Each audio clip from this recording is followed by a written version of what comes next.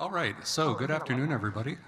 So take as much time as you want. So first off, I just wanted to introduce myself. So my name is Dr. Richard Cimino. I am the chair of the DEI committee for the CME department. Thank you all for being here. So I wanted to just start off by giving you a little bit of background about the CME's DEI committee. So our mission is to foster a sense of belonging, engagement, and community for all students, staff, and faculty within the CME department and the broader university. And we do that by creating an environment and a culture where people from all backgrounds feel valued, engaged, and empowered to succeed and thrive. And this year, so we are talking specifically about different ways in which queer individuals have both advocated and been leaders in our field. So this is a topic that is particularly of importance to me, and hopefully will be educational and interesting for all of you to learn about. Later on, there is going to be a section at the end of the panel when you will be able to ask your own questions and voice your own opinions and all this sort of stuff. So please make sure that you are thinking about the sorts of questions you've got in advance, all right? So there is a mic that will be used for that purpose when we get there. All right, so without further ado, I would like to invite up the Dean of the Newark College of Engineering, Dr. Moshe Khan, who has graciously agreed to give some words before we begin. So, Dr. Khan.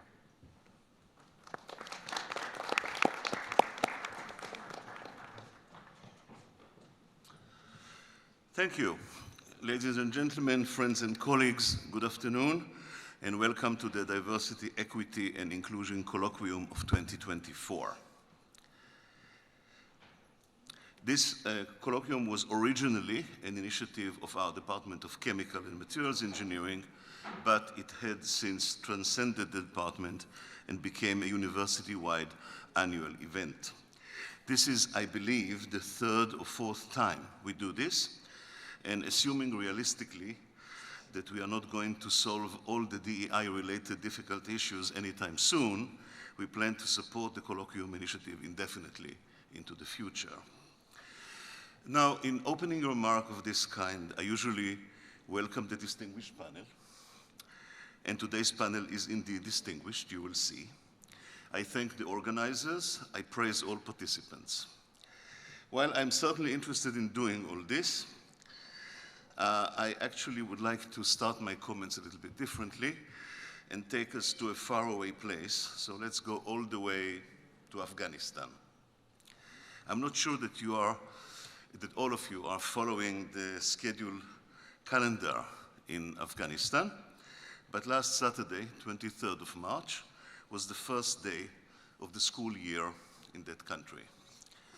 What makes this start of the school year unique, sadly unique, is that over 1 million girls have been barred by the ruling Taliban from attending classes beyond the 6th grade.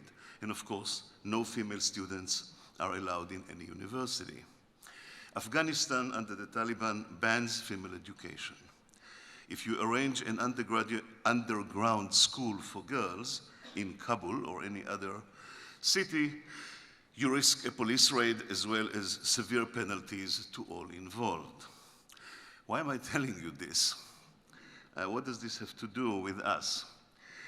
Well, we are organizing here today in our public university, NJIT, a symposium on diversity, equity, and inclusion, DEI. We do this legally and openly, but if instead of conducting this event and this DEI program here in New Jersey, we tried to do that, say, in Alabama, or in Florida, or in Wyoming, or in Texas, there is very high likelihood that our meeting today will fall victim to a law in these states that restricts or prohibits altogether DEI-related activities and DEI offices in state universities. Now, I do not want you to conclude that I am making one-to-one correspondence between the DEI prohibitions in these US states and girl education prohibitions in the Afghan brutal autocracy.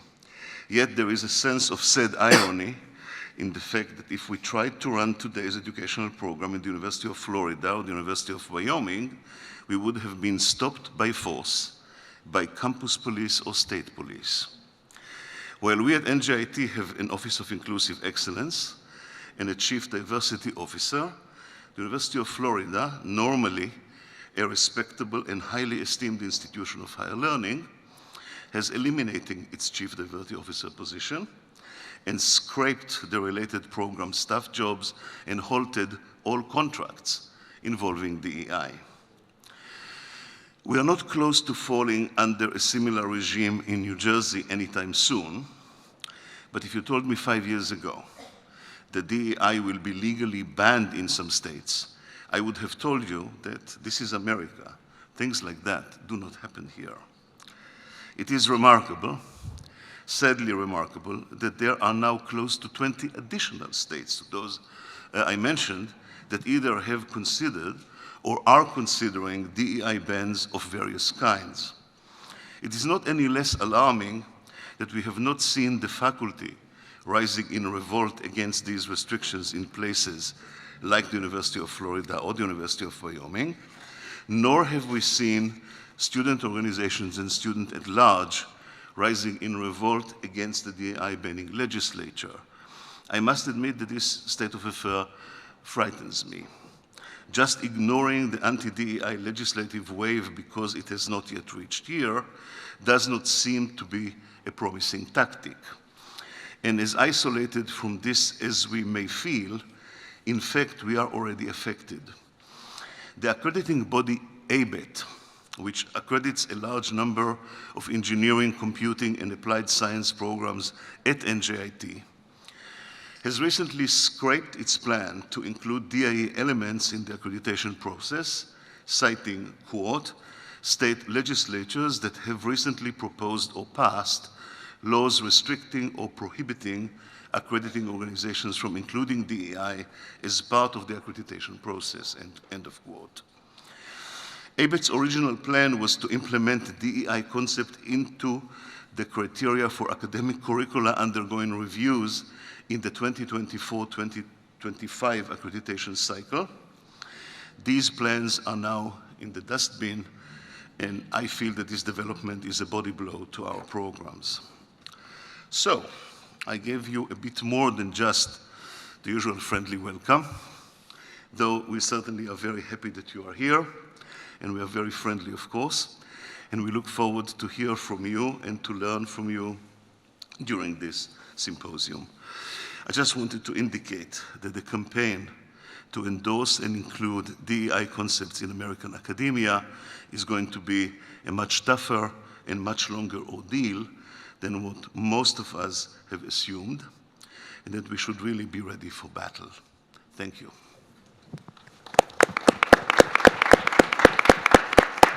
Thanks, Moshe. All right, thank you so much, Dean Cam, for those very powerful words. So with that, I would like to introduce our moderator for today, so Dr. Jonathan Wesley. So he is going to be asking some questions of the panelists and facilitating the discussion later as well. So I'll let you get right to it. Sure. Thank you. Thank you so much. Mic check. Let's just make sure that the mic is working. Hello. Mic check. It's right on the bottom. Hello, hello. That one's working. Hello.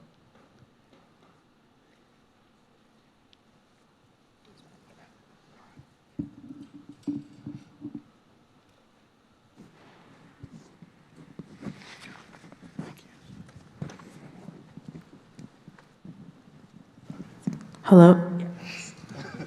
Hello. There we go. All right. Good afternoon, everyone. Good afternoon. All right. It's so wonderful to be here. Happy Wednesday to each and every one of you. Thank you to the College of Engineering for doing this colloquium today.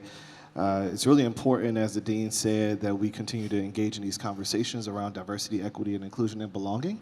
At NJIT, we're definitely striving to continue to create said culture. So I'm Reverend Dr. Jonathan Wesley. I serve as the director of the Office of Inclusive Excellence under the leadership of Dr. David Jones, who's our Chief Diversity Officer. My pronouns are as fluid as I am, and I identify as queer in every way, so I am definitely happy to be here today as we engage in this candid conversation with our wonderful panelists, whom I've had the honor of meeting a little earlier today during our luncheon. So there are some questions that I will be asking of the panelists, and you know, as we are having this candid conversation, we just ask everyone to be as attentive as you can. You can snap if you hear something that resonates with your soul, cueing Beyonce's "You Won't Break My Soul" today, as we engage in this conversation. But we definitely welcome you to be actively engaged as well. So I'll start with our first question. So just asking if each of our panelists, if you could please introduce yourself in the way that you feel most comfortable, and tell us your name, your title, your pronouns, and your identities. And also, if you can please share a little bit more about your background, including how you ended up in your current position. Okay. Whoever wants to start. We have mics on too, so we're all good. So I'm Keith Bowman. I'm on leave actually, but I've been the Dean of Engineering at the University of Maryland, Baltimore County, UMBC, for the last 6 years. My field is materials engineering, and I've worked for 4 universities in leadership roles as a head, chair, and a dean. For the last 18 years. But my real heart is towards engineering education and particularly towards ceramic materials. Hi, I'm Ashley Bird. I am Western Abenaki. I am an assistant professor of American Studies at the University of Notre Dame. I teach Native American Studies and video game studies. I identify as a lesbian. And yeah, I got my PhD in Native American Studies and really wanted to talk about Indigenous representation in video games, and so just smashed those two things together and got lucky enough to get a job somewhere. So. Good afternoon, everyone. My name is Dr. Zanetta Rego Kraft. I use the pronoun she and her. I currently serve as the director of the Intercultural Center and advisor to the president for diversity and inclusion down at Monmouth University, so not too far from here. Prior to that role, I've worked in sort of identity-centric or centered centers that are primarily student-facing most of my career. So I have had previous roles at Rutgers University in New Brunswick in their Center for Social Justice Education and LGBT Communities. All my job titles have been very long. The NYU LGBTQ Student Center and Center for Multicultural Education and Programs, and then Ramapo College, which is where I did my undergrad in their Women's Center. What other identities do I have? I'm multiracial. I was a first-generation college student, grew up low income. That's all important to my story, and I am queer. Hello. Hi, I'm Jira Terapong. Any, all pronouns. So I'm a recent grad of NJIT, actually. I studied IT and game dev here. Currently, I'm a UX research associate at the Social Interaction Lab in informatics. My research focusing on marginalized identities in digital spaces, notably like gaming adjacent spaces, content moderation, hate speech. And my identities, so I'm queer, pansexual, gray ace, non-binary, yep. Okay, thank you all for sharing. Can we show them some NJIT love? Can you clap and make some noise for our panelists? Make them feel at home. So our next question, if you could take us back for a little bit. I'm kind of dating myself maybe with the Golden Girls, where Sophia says, picture it. So picture it, you know, going back to your days as an undergraduate or graduate student. What was that experience like for you as a queer identified person, and how has that shaped who you are today?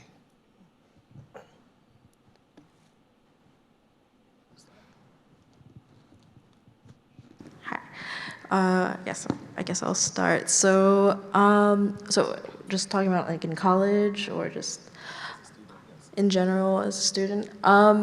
So college wasn't too different for me. So context, I actually came out when I was like 11, 12 in middle school, which was interesting. So I feel like I went through a lot of the initial hurdles with that all throughout middle and high school. So coming to college, I was pretty already like comfortable with my sexuality and navigating being a queer person in as a student. But yeah, coming to NJIT personally, I guess I was like kind of initially worried because you hear a lot of things about being queer in STEM spaces, but I found NJIT actually surprisingly very like more queer than I was anticipating. So I fortunately had a generally positive experience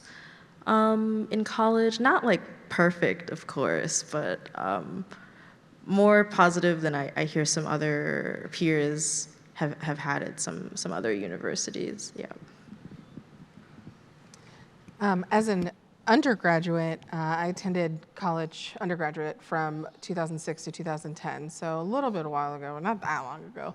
And I would say at my institution, you know, a lot of like we certainly had a really, you know, strong supportive network of faculty and staff allies, of mentors, of faculty who were teaching, you know, classes that, you know, had LGBT in the titles. We would take all those classes, right? Like we found our people, we found student organizations, and we found different, you know, sort of support structures on campus. But that's not to say that the place or the space was without homophobia or transphobia. And also that a lot of the labor was left up to student organizers because we didn't necessarily have a dedicated LGBT center at the time. We only had a women's center, and then there was a student position called Queer Peer Services Coordinator, which of course I was in because I needed money because I was a low-income college student. So of course I went for the queer job, and then I stayed in it forever, which is not there. And you know, I think we as students had, frankly, even though looking back on it in hindsight, it was probably a bit of an injustice, right, to not have full-time staff dedicated to LGBT-specific work. I also think it was an opportunity and one that I'm really grateful for because I got to have input as a student on things like all-gender housing and, you know, found a community of friends that I have had for a lifetime and that I still have in my life. And so being queer and navigating the campus as a queer person on a campus that was sort of thinking about how to be more queer affirming, it was both a struggle, but also a real privilege, and frankly probably helped me shape my career coming out of undergrad. So I went to undergrad at Middlebury College in Vermont, which is about 20 minutes from where I grew up. And folks tend to have this, I think, misunderstanding of Vermont and that like, it votes blue, Vermont is so liberal. The population centers, all two of them, are, but everywhere else is like deeply rural conservative. And so that is the environment that I had grown up in. And so even when I went to college and was in this new space with these new people, it didn't feel that new, right? Because I was still very close to my family and still very close to, you know, where I was from and how I kind of understood the rest of the world to view being a queer person. And so it kind of took me a while to really feel comfortable leaning into that identity or coming out at all. But then when I went to grad school at UC Davis in California, that was like the holy land. And I was like, oh my gosh, this is amazing. Like people living their truths kind of everywhere and just being who they are. And it was this very separated space, you know, away from home. First time I really felt like that identity was something that was just a part of society and wasn't something that necessarily made me an outlier among my peers or fellow students or you know, faculty. And it was actually kind of funny when I first moved there.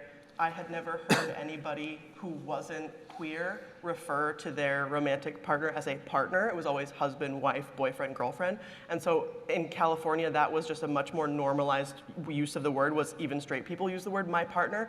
And I didn't know that. And so for the first like couple weeks, I said to my roommate, I was like, there are just so many gay people here. And she was like, no. And I was like, oh, okay. So it was a learning curve, but like a really beautiful one, right? That made me feel very, very welcome. So my experience is a little different. So I started college in the 70s, to think about that as a perspective, right? Wasn't out. I was a college athlete at Case Western. Wasn't out, went to graduate school there. Did explore some being gay, but didn't talk to anybody about it when I was working on college radio, WRUW-FM, by the way, for a number of years there.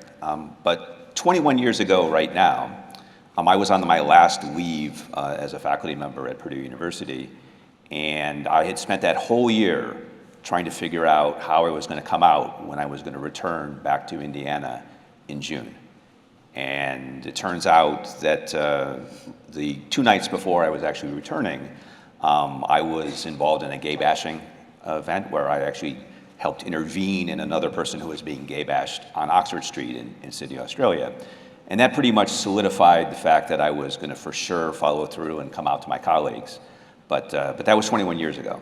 And I actually met my partner a couple months after that. And we've been together for the last 20 years. But it's a little bit different now. And you know, Dean Cam talked about how trends, and we expect things to always be positive and always go in a kind of a positive direction. They don't always, but you know, things are quite a bit different than when I was an undergrad. And really, particularly once HIV/AIDS took hold in the 80s. It was very easy to be closeted at that time. Thank you all for sharing your experiences. Kind of connected to the point that was just made about our experiences, how has your experience influenced your decision to be in the career that you're currently in now?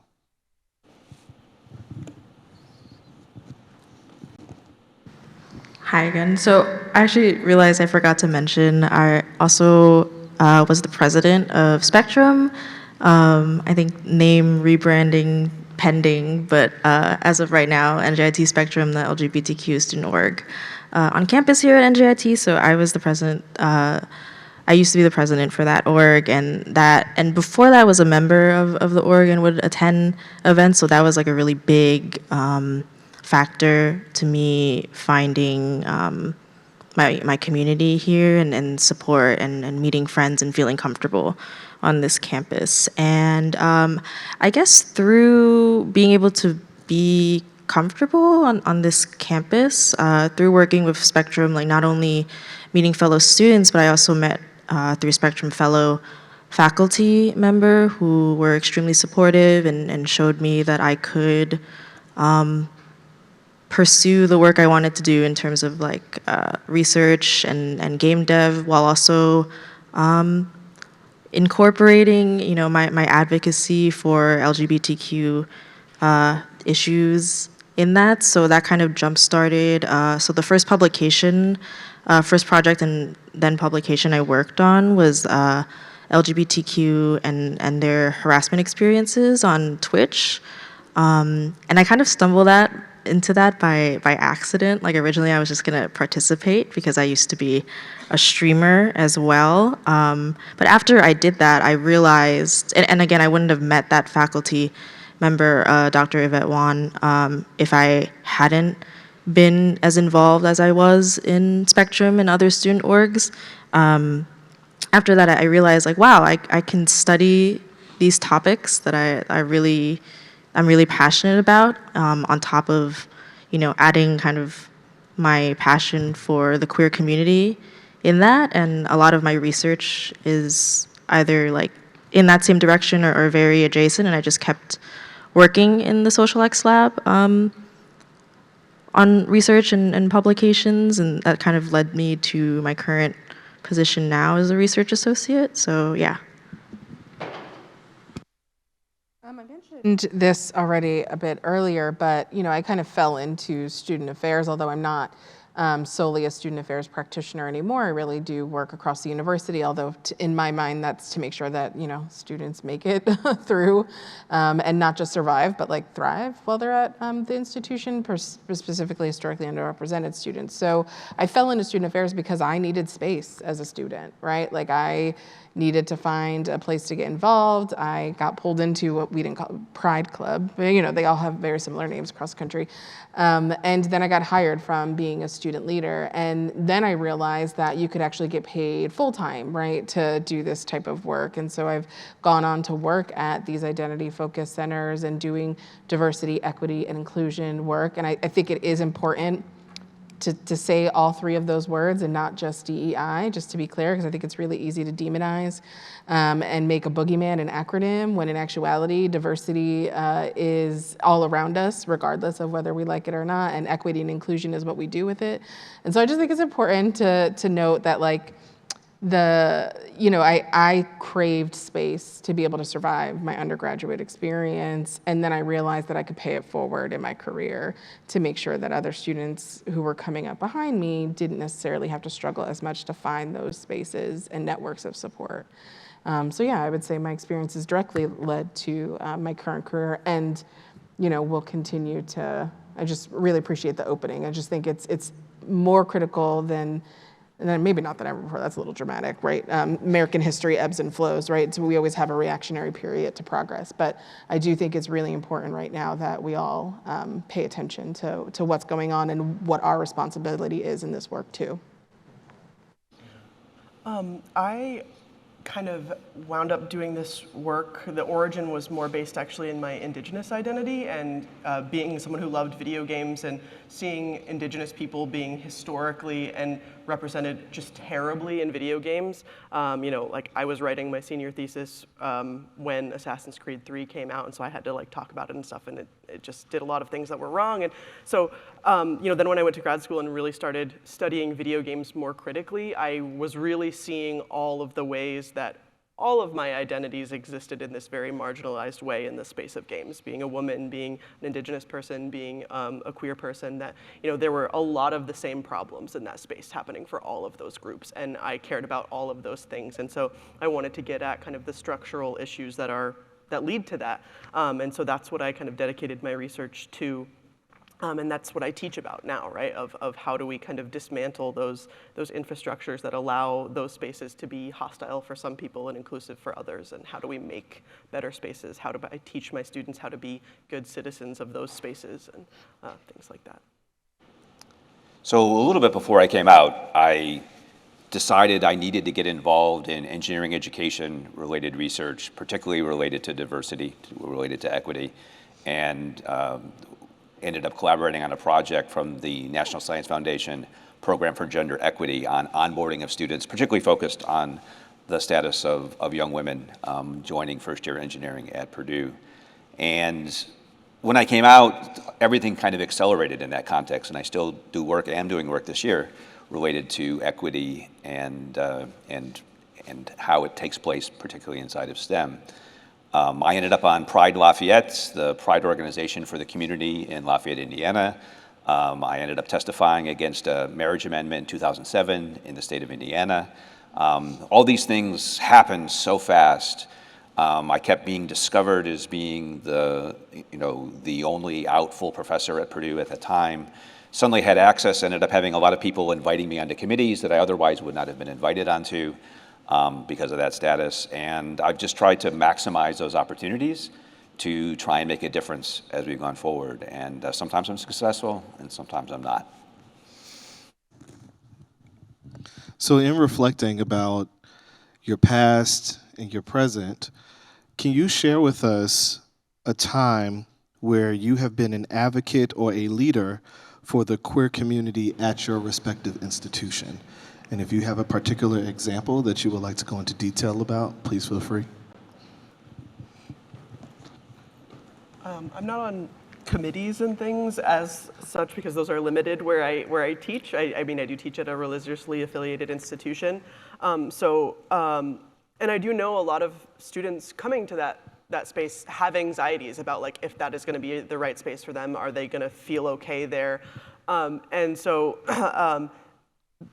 the thing that I try to use the most is my presence in the classroom, is openly talking about my identity and like I said, teaching about those things and not shying away from complicated discussions or discussions that you can tell, you bring something up and you can feel everybody in the room kind of like their shoulders go up a little bit. But I think it's important for me to lead those conversations with patience and respect and create spaces where students feel like they can have discussions. And I will say, it has been interesting being, open about who I am in these classroom spaces. I have had students, whether it's in my office hours or if they're the first one in class with me, talk about being gay or refer to their partner, and I never hear them do it in public spaces, right? And that is small, but it's meaningful for them, especially to have, a faculty member that they can say that in front of, or they can potentially, hopefully, know that they could come to talk to me, create a space for them to do that.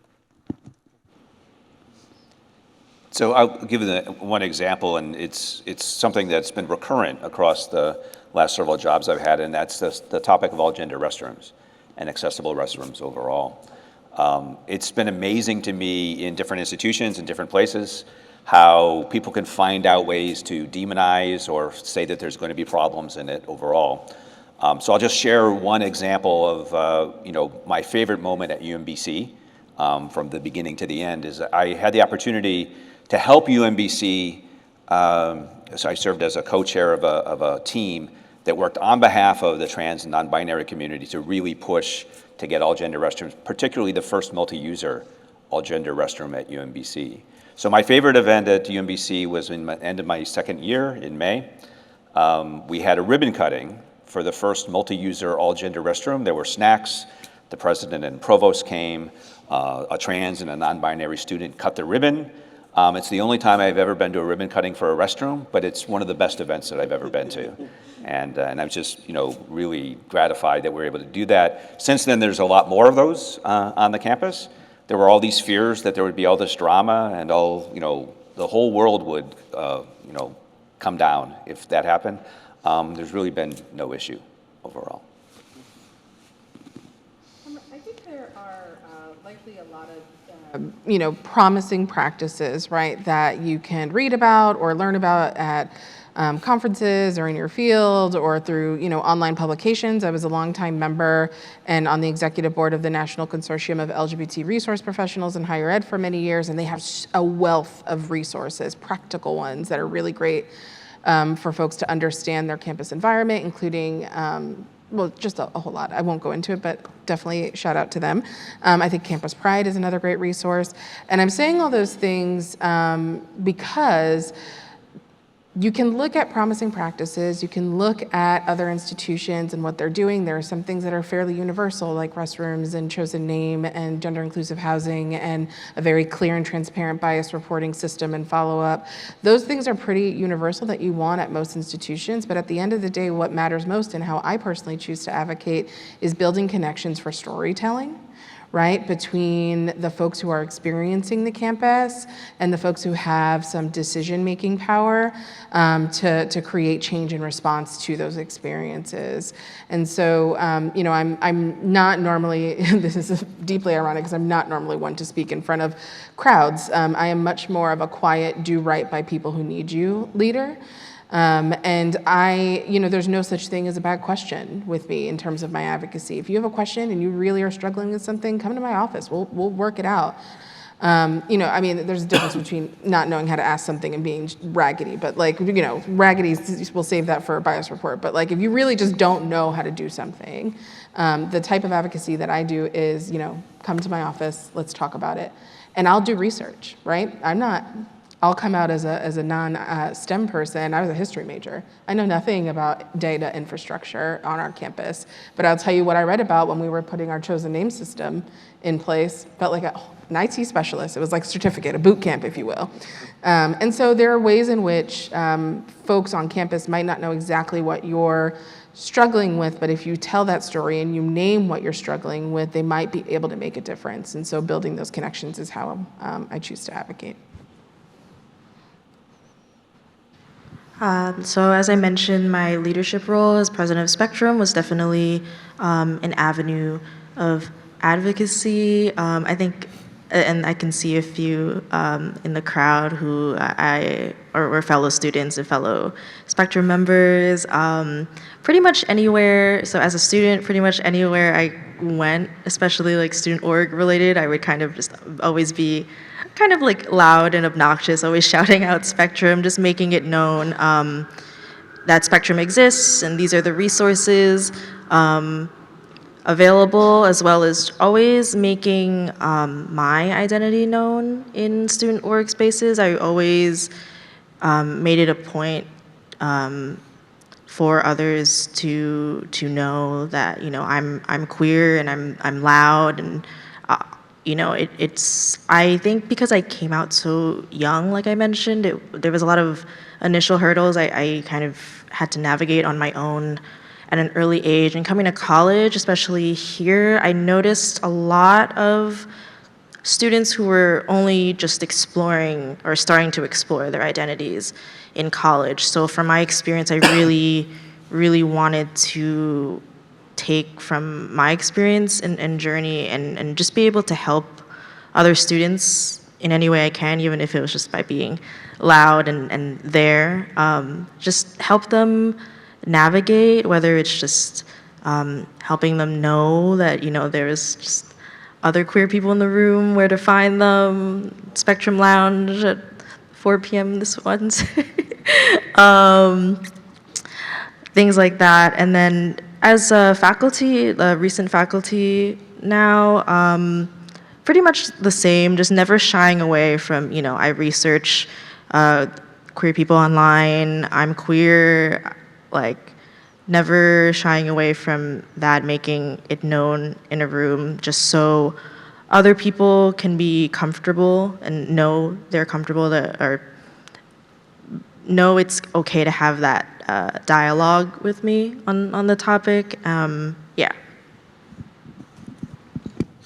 Thank you all for sharing that. You know, as we think about advocacy, right, it's really difficult sometimes to advocate. As I mentioned a little earlier, I'm a pastor. I'm also openly queer, and I advocate in spaces by naming my intersecting identity as being a person of faith and still being unapologetically queer, and, you know, not teaching from a dogmatic perspective that lacks intellectual analysis in depth and rigor, which is, I know, challenging for some, right, when you have to name those things in space. But advocacy can be really, really hard, especially when we might be the only ones in the space, sometimes leading those efforts. While we are rewarded by seeing students and other colleagues, it can also be exhausting if it's just us, which is why it's so important to establish community and also call on our allies to assist, which kind of leads us into our next question. So if you all don't mind sharing, what do you see as the biggest challenges facing the queer community today, especially in an academic setting? And if you wanted to connect that to, since we just talked about advocacy, what was a battle maybe that you stepped into that was a challenge for you, that may have felt exhausting?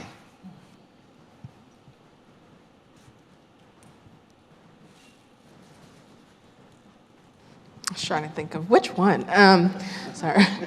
Well, okay, so I think that one of the biggest issues facing the queer community, queer and trans community broadly right now, and that's, you know, at many institutions, is this sort of retreating, right, of allies, of folks who, you know, maybe don't necessarily know exactly the right thing to say, so they don't say anything at all, right, or of folks, and sort of the empowerment and boosting of bigotry, like explicit bigotry, not implicit bigotry, right? I think that feels very scary, right, for a lot of folks, particularly, you know, depending on the institution you're at, depending on what state you're in, and then just depending on what classroom you're in too, right? Like we are located within these contexts of the world, the country, the state, the institution, and the classrooms, and our friend groups, and our families. Right, like we are located and navigating all these things, queer people are, and it can be really hard to figure out where is a safe place to go to. Not a comfortable one. I think we should always encourage discomfort, because discomfort is how we learn. But where is a safe place where you can be uncomfortable and learn? Yeah, I think I've seen that issue, like I said, like coming up in the classroom, is the difference between, you know, discomfort and safety. Is that, you know, I teach in my game studies classes, I teach about gender and sexuality, and I teach about things like Gamergate, and, you know, I pose a question to them about, like, how do you understand the concept of gender? And You know, there have always been students who don't really know how to answer it or don't know how they feel about it, but, you know, this year in particular, when I asked that question, you could see that students, it wasn't just discomfort or lack of knowledge, it was, we don't know if we're allowed to talk about this here, we don't know. And I think, you know, even for some students who have queer identities or have very strong opinions about these conversations, it is because it is attached to their identity as a person that it feels so difficult to have those conversations, right? Because instead of an intellectual debate, it feels like it can become personal attacks and hatred and things like that. And so I think it's become really hard to have conversations, even potentially uncomfortable ones, in a safe way in classrooms sometimes now. And that's difficult for me as an educator too, to still try to facilitate those conversations because they are incredibly meaningful, and you know, also just important for my students to learn in terms of the content that we are digesting. But yeah, it's tricky. So I decided before I came out that I needed to have a word that I was going to focus on in order to do so. And so I chose the word courage. And one of the jokes I've made about it is, one of the reasons I chose courage is that in academia, it's often hard to find it. And so it's really the difference between, to some extent, people who are willing to be allies and people who are willing to be accomplices. And it's really the question of whether you're willing to go to jail with me or for me. And to some extent, that's, to me, the distinction, is that how passive, how committed people are to the ideal and to what level of risk they'll take. And so, you know, I believe courage is very important. I will mention to you that, you know, I've known Dean Camp for 14 years. He's someone that I would not have any qualms about believing that he has courage in any sense. But there are lots of folks out there that if they were to be, if it was going to compromise them at all, if it was going to even compromise how they feel, they're no longer allies. And so that's one of the real challenges I think we have, is that sometimes people have talked about being allies and talked about being supportive. The question is whether they're really willing to show it. Yeah, I guess to piggyback off that, it's as of currently, it is a bit of a challenge because we're in a weird space right now where I think, like, historically we've made a lot of progress, although there's a lot of, as mentioned, kind of retreating and backtracking of said progress kind of happening in some areas of the country. But I think we're in this space in terms of where it's kind of like, oh, it's all fine now, we've made all this progress. So a lot of people have that mindset, and we see all these resources that never used to exist. And I think a lot of people, particularly some allies, I guess, have like this like false sense of it's fine now and everything's solved. So when you do bring up cases that cause discomfort, I guess like when push comes to shove, you don't really get necessarily, like was mentioned, like the allyship that a person's necessarily like preaching about. And the difficulty is, like, I think a lot of people think they're doing the right thing, or think they are walking the talk, but don't actually. And it's kind of difficult to get across to certain people in certain environments why, when we're like, when this kind of strange space I kind of described, I think people dealing with certain injustices, it becomes quite passive, and a lot of people don't have the self-awareness to realize that they're being passive, or yeah.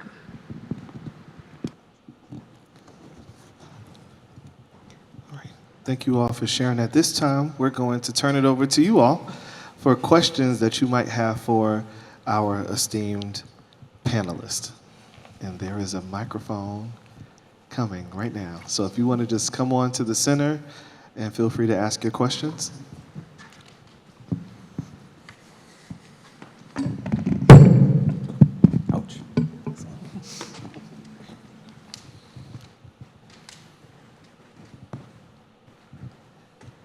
Any questions from the audience?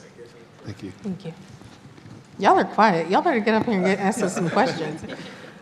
Well, thank you. Thank you very much. I'm Lawrence Simon, Vice Provost for Undergraduate Studies, and I go by he. I have an experience that I have many times, and I just wonder if you can relate to that. Usually, I don't mind question about, where I'm from or what's my experience, but there are so many dimensions of somebody's personality. When somebody targets one in particular, and I get to have a sense of humor about it when somebody say, well, how is Haiti going right now? So I learned to appreciate these type of questions. But I remember once I got taken off guard because I was a student at Colorado State University, and I was going to make a presentation as a master's student. And my concern was about the presentation. I remember my advisor was extremely pushy. There was one slide he wanted me to present, and I wasn't too sure of it. I'm like, I can't explain it. He's like, well, we need to present this. And when I went there, my heart was beating a lot, and I was afraid what type of question I would receive. And at the end of my presentation, one gentleman came to me and said, okay, how does it feel to be black in Colorado? And that question took me by surprise because I didn't expect it. I was ready for all the questions about my presentation. So I don't know if you have experienced something similar, if you want people to target more on one aspect of your person, if you dare to make a presentation on something, so you want the question to be about your expertise, not about some other aspect of your personality.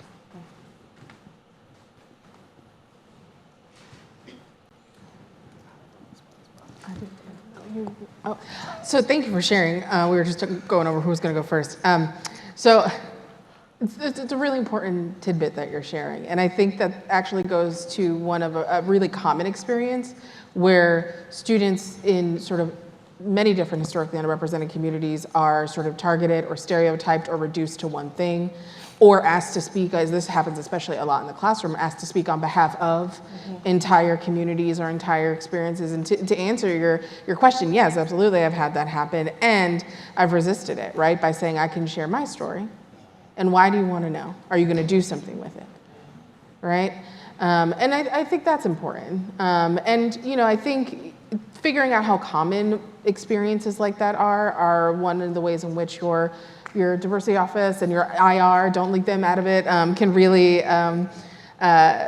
help you kind of assess, right? Like how common are these stereotypes or these microaggressions or these implicit or explicit biases or exclusion? Like figuring out how common that is on your campus will be really helpful to figure out how to address it. And that's what I meant by storytelling. It's not just like us having a cup of coffee and sharing stories. It's using data to help understand what's going on your campus and how widespread it is and then what you're going to do about it. So yes, it happens, and I'm sorry that happened to you. I think one of the challenges I just mentioned is that, I've written a lot using data. For example, data on the number of different underrepresented groups in engineering, if you look at the things I've written. But there's real challenges with that data because of how we bin the data and collect it, right? I was giving a diversity talk at Carnegie Mellon 2 years ago, and a student who identified as Afro-Caribbean was the choice that she had, said that she didn't feel represented, right, when people discuss things. And to me, that's a real challenge. But then we also have the challenge of how do you say what's taking place, right? How do you collect it and put it into context? When I was in California, we broke down Latino groups into other groups, including Chicano and other pieces as part of state law. But then in the national data, we did not do that, right? And then, so the national data for the college, at one point a student said, I'm not represented by what's there. I'm not given my choice. And I think that that's the whole piece about the full dimensions of identity, right? Whether our language background or cultural background and piece, it's you can't capture an individual in a table.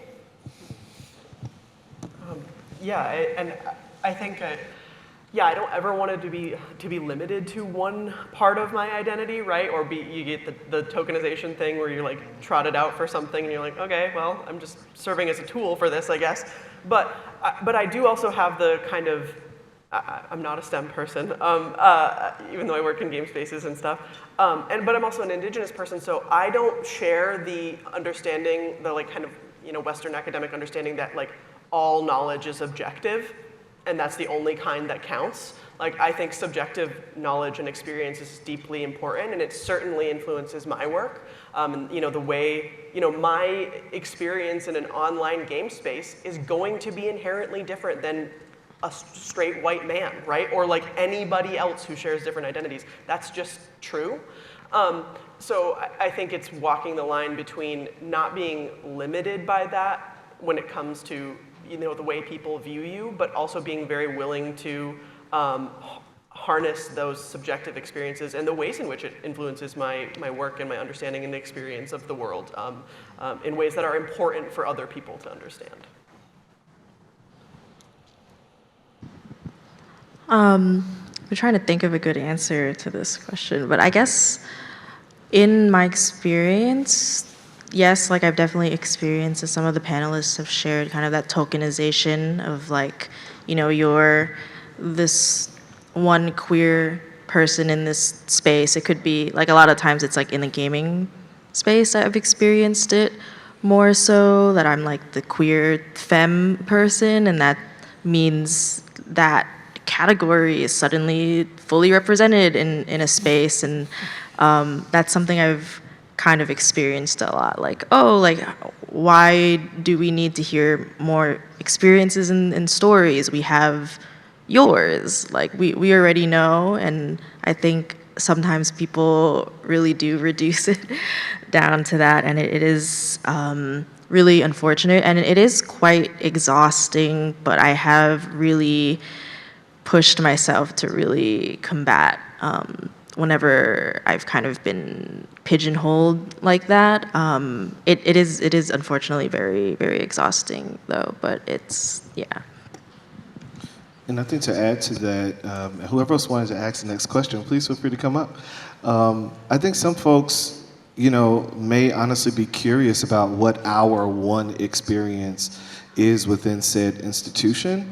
So I feel like we could always use those opportunities to tell a different part of the narrative, right? I mean, Kimberly Crenshaw, definitely identified intersectionality. Granted, it has evolved from what her initial point of the work was. I want to definitely give honor and deference to that, because what it is now is not how she wrote it, from the evolution of critical legal studies. But when we think about our intersecting identities, I think it's important to be able to answer what that looks like, So if a person is asking about our race, we can also take that opportunity to name the other parts of who we are as a form of empowerment, so that it can help maybe the person who's asking the question, assuming good intention, right?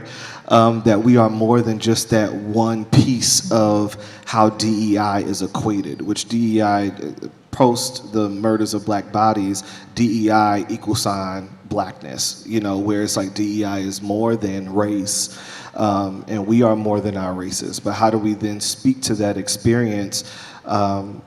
And also, to the point mentioned earlier, inquire, like, well, what caused that question, and seeing what they might say or not, listening to what's being said and not being said, but also not allowing that to diminish who we are in space. Because again, for some folks, our experiences, LGBTQIA+, et cetera, are monolithic. Even though we are diverse sitting up here, they might think, oh, well, they're all part of that same community. Well, what is that same community? All of our experiences are different, and unless a person hears from each and every one of us, they can't paint one picture, because we're not monolithic, right? So it is important to share the narrative or the counter narrative, because we also don't know, when people are asking those questions, what biases might be at the root of their question. And sometimes our truth helps to challenge said biases. Hi, everyone. Thank you so much for coming. My name is Brittany Gaviria. I'm the prevention specialist at NJIT, so I work with students who experience dating and sexual violence. As we all know, there is ongoing violence happening throughout the country, internationally. We're constantly witnessing marginalized individuals be killed, be in harm's way. So my question is, what would your message be to allies who are at the line of being an accomplice but are hesitating to cross over? If you think it's risky for you, think about who's at risk at the target, right? So folks who are both holding, really good question is what I wanted to say.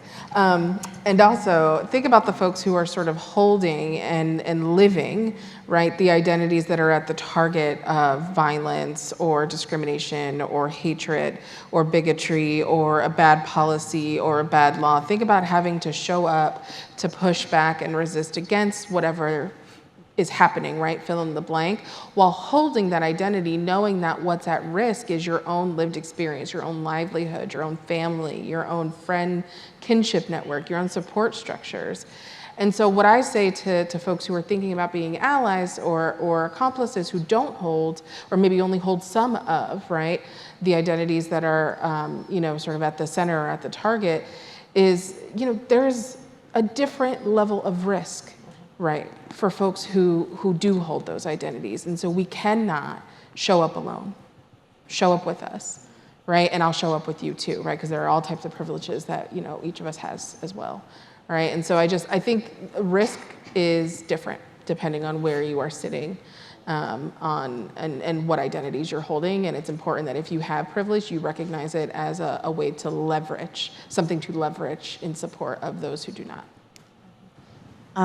Just to piggyback off that, like initially the first thing I thought of as you asked that question, again, great question, is like I will just be pretty upfront and say to people sometimes just to check your privilege. A lot of times people will hesitate because they feel uncomfortable, but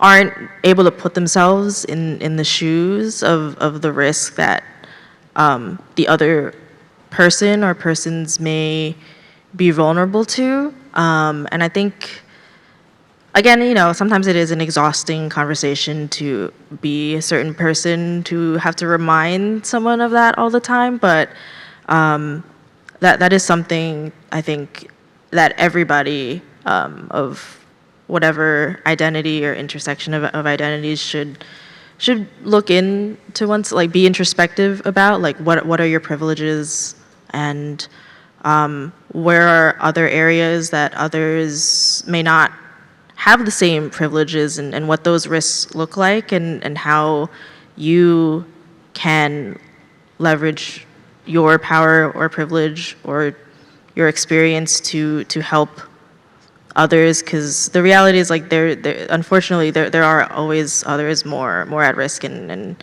in danger, and just because we may feel uncomfortable sometimes doesn't mean we should shy away from doing what we can to support others.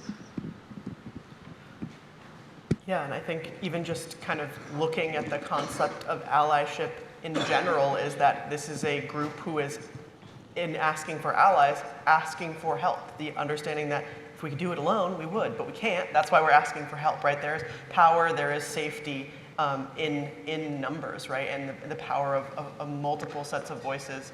And just kind of the example I sometimes give my students is like, when you think about like the Washington football team and how long it took for them to change their name, which was a racial slur, Native Americans had been complaining about that for decades, but the voices were so small that they were drowned out. There were so few that they were drowned out, and when the rest of big portions of the United States populace started to care and also voiced their support, change happened, right? And so there's power in numbers, and people need to remember that. Yeah, I mean, I think it's really, we can't do it without the support. And I think, I was mentioning data a minute ago. Often we rely too much on data to say that that's a reason to do something. It's really because of the individuals and what's taking place for individuals that things matter. And so if you're to become an accomplice, right, as I said, be willing to go to jail with us or for us, that it's a scary thing. Right? But it also means that you've put yourself and you've thought about what it might be for some of those other folks, that's the situation that they're in. And I think that, you know, understanding that is part of just being human overall.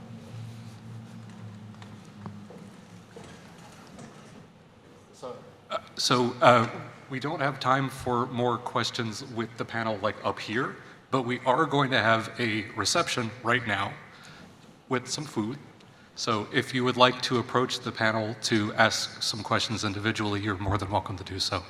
So thank you all again for coming today. I would also like to thank the Newark College of Engineering and the Office of Inclusive Excellence for their financial support of this event, and I hope to see all of you again soon.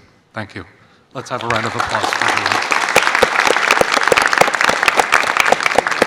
All right, so please get some stuff.